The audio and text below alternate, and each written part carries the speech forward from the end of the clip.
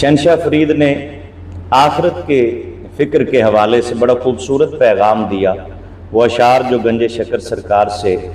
मंसूब हैं, आप फरमाते हैं कि जब आपका गुज़र कब्रिस्तान से हुआ और कब्र खोदी जा चुकी थी और मैयत चारपाई पर पड़ी थी, कब्र की मट्टी और बदन की मट्टी को देखकर आपने मुखातब होकर फरमाया, वेख फरीदा मिट्टी खुली ते मिट्टी उत्ते मिट्टी डुल्ली, मिट्टी हसे मिट्टी रोवे,